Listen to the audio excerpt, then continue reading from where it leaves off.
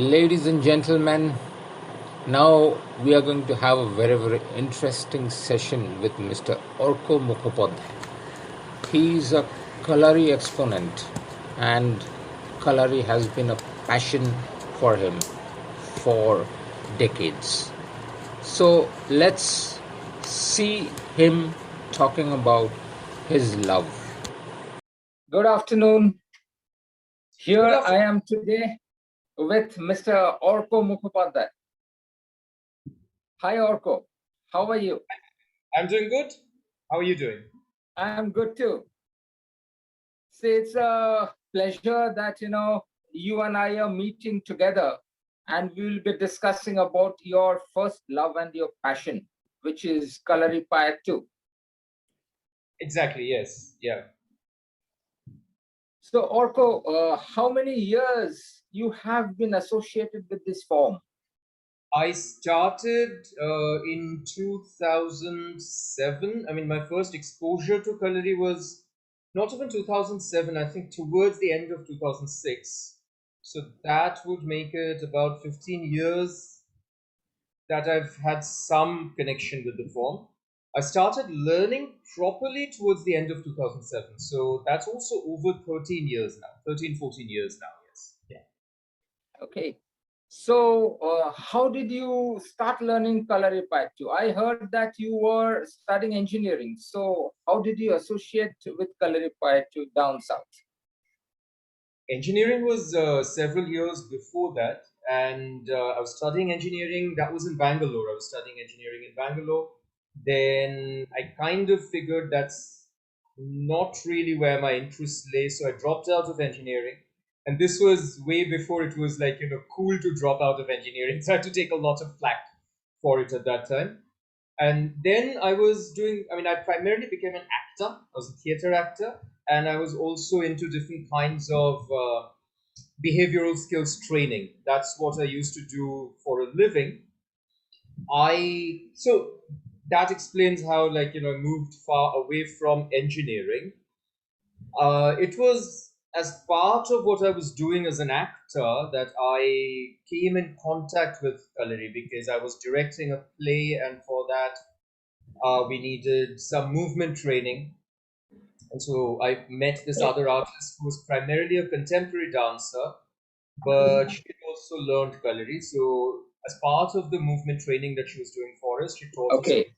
So that's how I was exposed to it. And then I loved it so much that I decided that I wanted to learn it specifically. So I started learning. So how long did it take you to actually learn the basic part of Kalari? I would say I'm still learning, but well, more seriously, took me about a year to get the basics. So when I started learning, that was in Bangalore. I found a teacher who's originally from Kerala, of course, which is where Kalari is from, but he was based in Bangalore and teaching there. So I started learning, and yeah, took about a year to month to get the basics. Okay. For various reasons, I shifted out of Bangalore. I was elsewhere, so like a lot of life changes. And I eventually again found my present teacher, who's based in Kerala itself. That was a few years later. This was a different style of Kalari. So what I started, so there are different, like any other martial arts, there are different styles within Kalari also. Okay. And what I first started with in 2008 was a different style, and then when I shifted to my current teacher, that was a different style. So I already had Kalari in my body, and this time it didn't take so long, but still to get the basics of this style, it still took several months. It took several months of the thing with Kalari is that it takes time. It's very slow progress. It demands a lot of patience. And then once you've gone past a certain stage, then you progress quicker. So yeah, you have to be very patient with the form. See, it's the same with all forms of martial arts. You have to be patient. Even with body weight training and everything, you have to be patient. Anything. No, so nothing happens overnight. Absolutely. Nothing in life. The slightly unique situation with Kalari is that so Kalari as yet does not have any kind of a belt system. It's a very, very traditional form where the guru's eye is everything. Your teacher looks at you day by day and decides if you're ready to progress to the next. We do not have belts. So in other forms, at least you get this tangible satisfaction. Okay, now I'm on the white belt. Now I've progressed to green or whatever or whatever. Kalari, in the initial period for like a long stretch of time, you're just kind of doing the same thing over and over, and it can feel slow. And so, a lot of people get impatient and give up at times. But if you stick with it, then you really begin to get the essence of the form. So yeah. See, in our portal, your Fitspiration, we are actually inspiring people to become fit. Okay, that you inspire yourself, you become fit and Yeah. espouse the cause of fitness, because that is very, very important in daily living and for functional movements also. Yes. Yes. So if I match both with Kalari, that is functional aspects of daily living, fitness, endurance, strength, flexibility, which we generally talk about.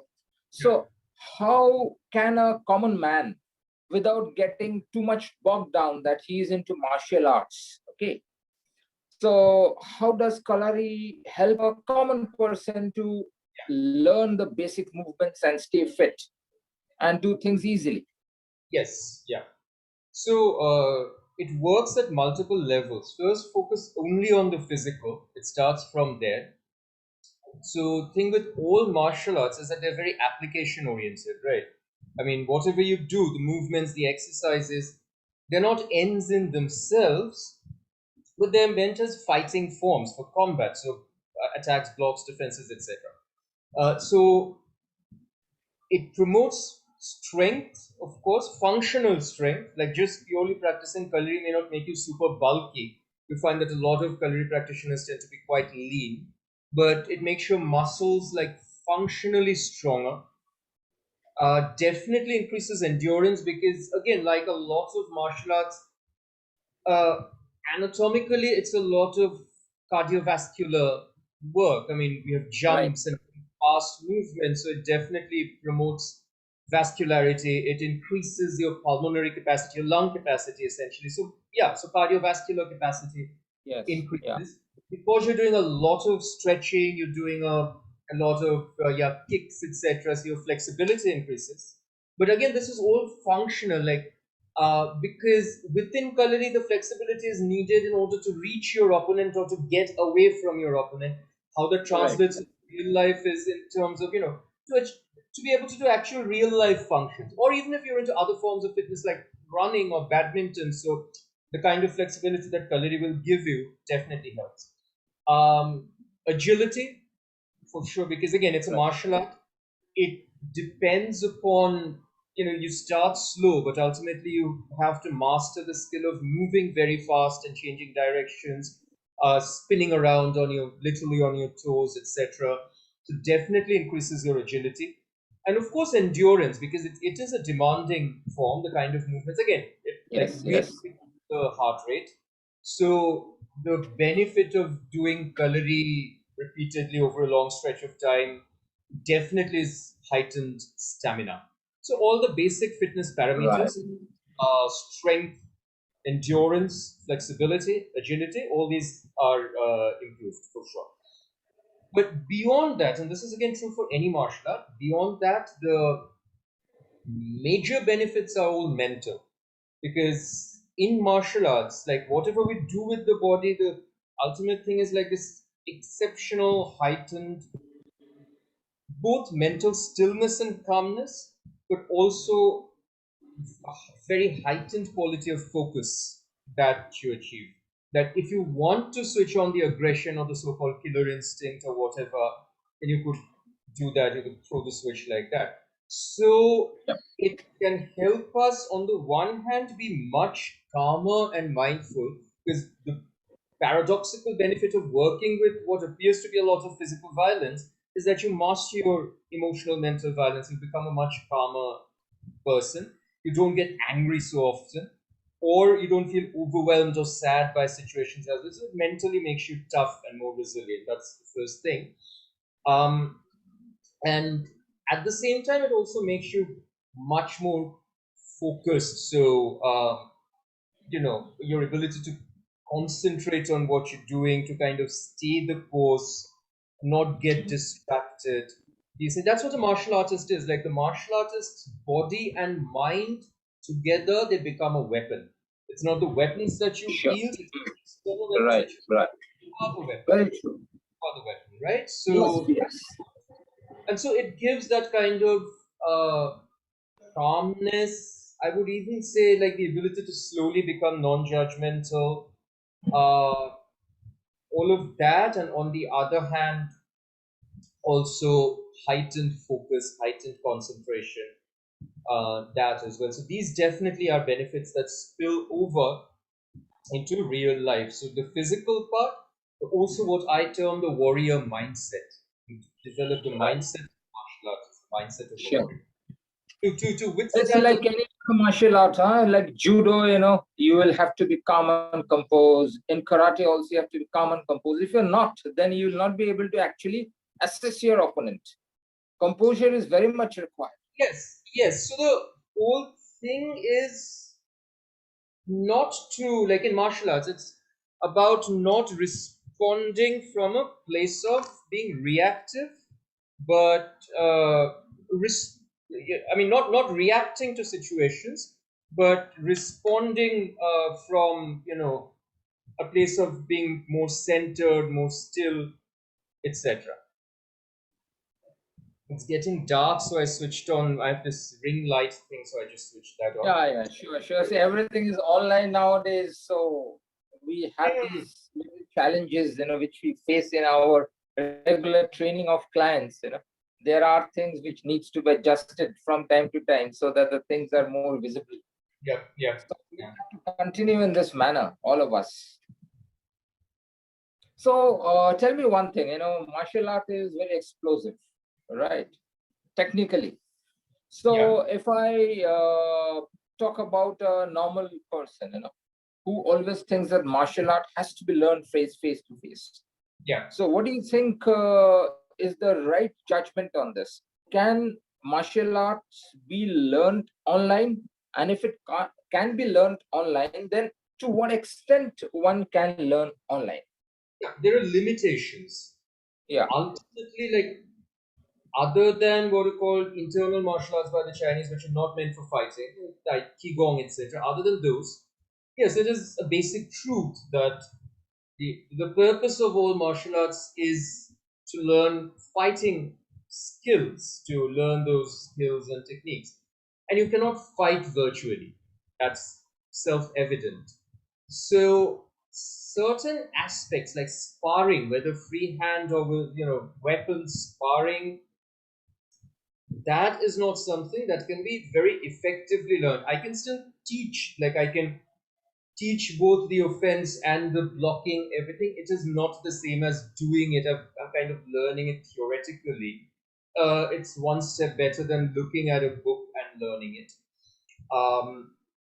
So it is not the same thing. Having said that, there's a lot more to any martial art, not just Kali, any form of martial art, other than the actual fighting, like the hand-to-hand combat or the combat with weapons.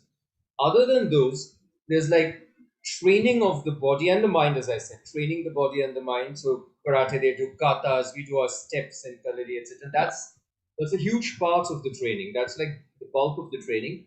Even with weapons like sticks, I've been teaching sticks online as well. So stick rotation. You could even learn the basic forms and techniques of say knives and swords. You could learn that, and that's its own benefit because all these things are deeply they're skills. And so the thing with mastering any skill is that we kind of develop our neural pathways, right? So regardless of whether you're going out and fighting, that's not the point. Right. Developing like the body mind connection, you're literally Yes. developing neuromuscular coordination. So all of those Yes. benefits you get, and you are going to become fitter in the body and the mind. You're going to become fitter, more focused, more concentrated, more mindful. All those benefits can be passed on online.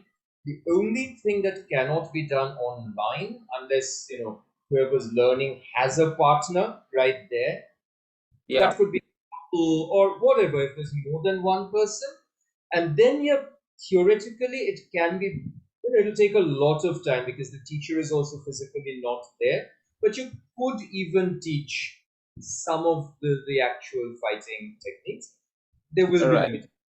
So I would say, like to give a simpler answer to that. Now that I've explained in detail, I would say that about 60% can still be learned. 40% it may be challenging to learn All entirely right. on. When it comes to the real life fighting Yeah, stances and the it's movements, like saying, which can you happens with learn? a partner basically. Yeah, so it's like saying, can you learn cricket or football online? The answer is yes and no. You can. You Yeah. can quote the basic techniques of batting or bowling, and online can be anywhere. So you can have access to a net or whatever, and ultimately it needs another human. If you do not have another Right. person, batsman, and if you don't have that, even a bowling machine is not the same thing as having a live thinking bowler. Similarly, if you're a bowler, you could just bowl at an empty net, that's fine. But having a human being who has intelligence and who can, like, step out and hit you for a six or whatever, so it's not the same thing. See, but Right. can you a lot of the technique, the theory, etc.? Yes, you can. It's the same thing, yeah. That's great. Actually, see, your inspiration is espousing the cause of you being self-reliant and becoming fit. It should become a daily habit. Okay. Yes. And we are all working together with varied objectives, varied forms. Like you are a master of Kalari. Yeah. Okay. I am a certified fitness trainer. We have a lot of fitness trainers. Some of them are into specialized bodybuilding training, some are into special populations training, others are into karate, etc. Okay, so the common cause which we are all espousing is fitness Yes. for And it's everybody. not just physical. Fitness is the totality of body, mind, Yes, emotions, all these three planes. Yeah. right. So it should be ideally, that yes, if I love something or if I want to learn Kalari, it is going to give me equal benefits if I also do physical weight training, I would say. So body weight training is always there in Kalari or in any other form because you use your body to actually move. So weight Absolutely. training through the body is a common thing. But yes, free weights training that will not happen in martial arts unless you take two certain types of training which will require to You improve have the to, strength of certain parts of yeah, the yeah, body. yeah. You don't have the equivalent of, training with weights as in dumbbells or barbells and all that. Yeah, Nowadays, of course, there's a lot yeah, of yeah. fine traditional teachers in Kerala who have weights in their calories and encourage using them. That's fine. But traditionally, this would happen through the weapons training, where again it's more functional conditioning. Because let's say a cane stick about 5 feet, that by itself doesn't weigh a lot, less than a kilogram. But the physics of it is, if you're whirling that stick, the air resistance that you're working with makes it effectively several times the weight, so it still will not make you bulky. So yeah, it's not the same as bodybuilding unless you already have the genetics. So there are every Yeah, yeah, yeah. because of all sorts of body types. I've seen extremely muscular culinary practitioners. I've seen culinary practitioners who are very lean and very shredded. I've seen culinary practitioners who appear quite roly-poly to look at, but when they move with as much grace as a ballerina. And so culinary also, it's not about the aesthetics. You can have a paunch, it doesn't matter. It doesn't matter as long as you can really, kick the other guy's beat, so to say. So Yes, it's a martial right. arts again. If It's like a wrestler, wrestlers are supposedly, more bulkier. Some of them have tummies also, which normally would seem, they are not strong and fit, but actually that's a wrong conception. they consume a lot of fat, that's what they consider, like almonds and ghee and all of that, right? So they consider that, Yeah, but They have a Yeah, lot yeah, of strength. So one true. answer is the weapons that we use in Kalari, especially the stick. There's a large part of Kalari training is stick rotation, stick whirling. And if you try doing that even for 5 minutes at a stretch, your arm starts aching, even if you're quite muscular. So it's very functionally orientated training, and it's really good because it's mobility and conditioning at the same time.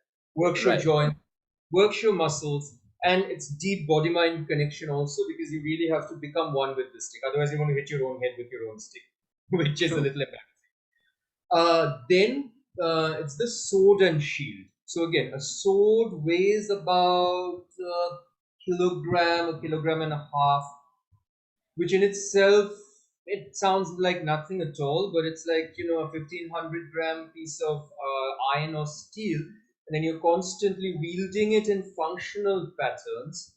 So Yeah. again, effective load that you're carrying, like I'm not just lifting like this, I'm sort of doing all these Right. movements. Sure, sure, sure. Effective The momentum. momentum.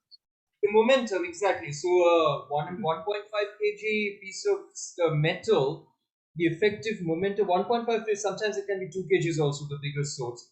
And you're holding it just like this. You're not like, using your major muscle groups and all that.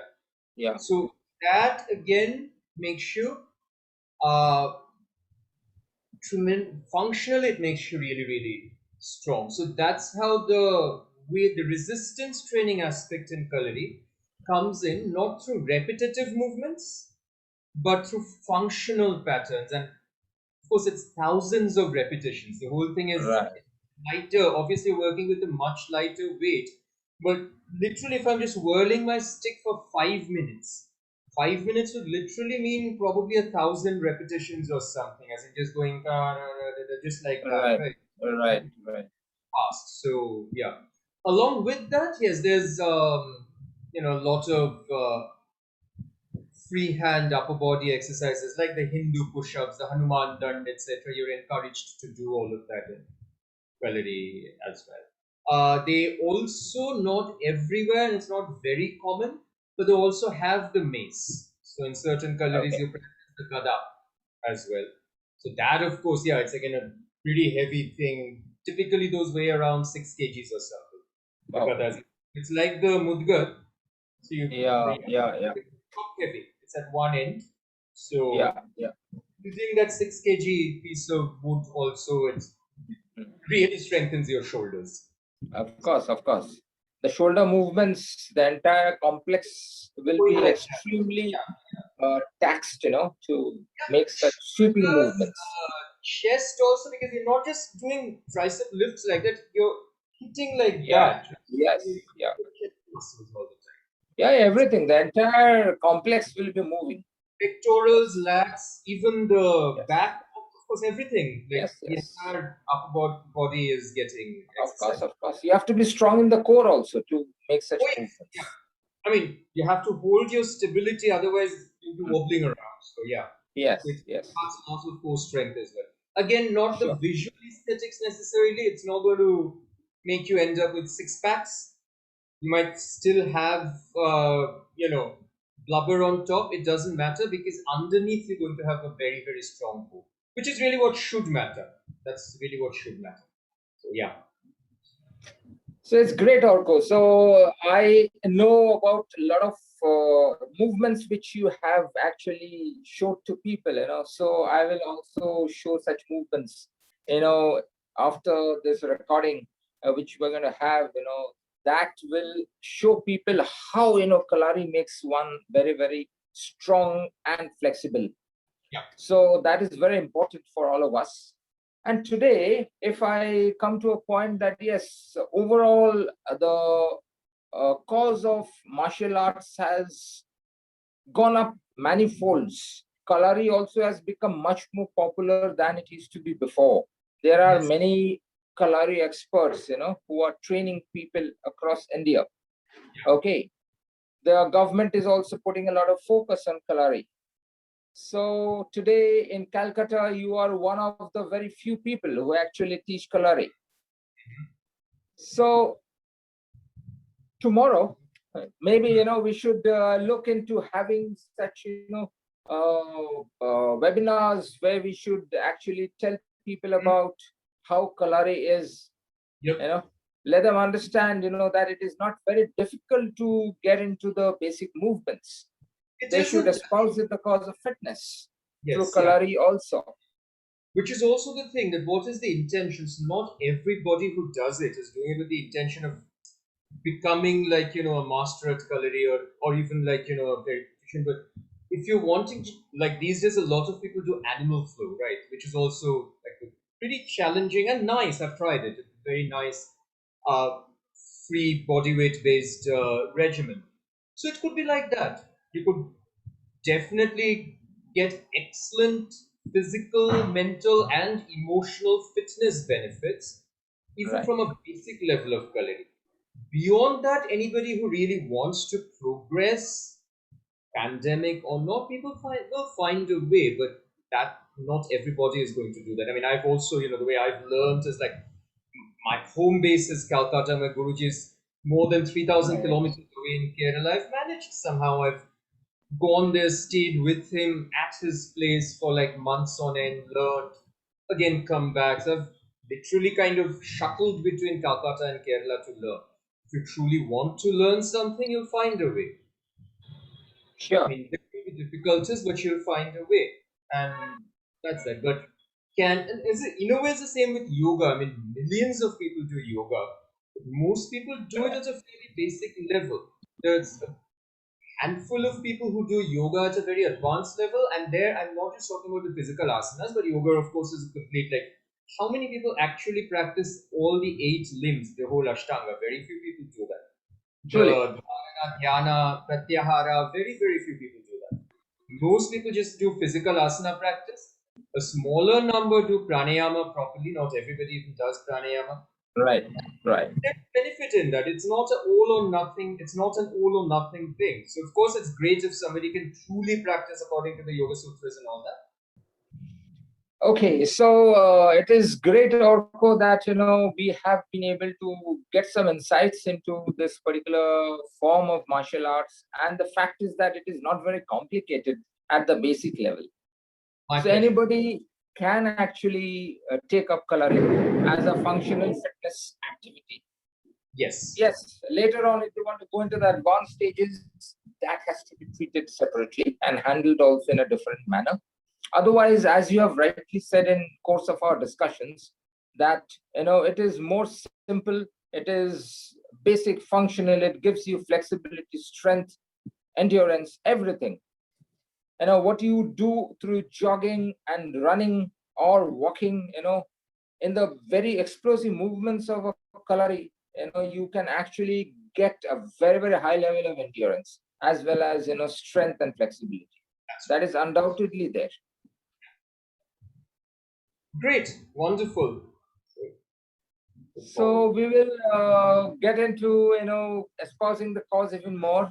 We will talk about it through some webinars. Okay, we'll invite people to come and join those webinars, understand about it, and then they will come and take up classes under your tutorship. That will be Sure. great.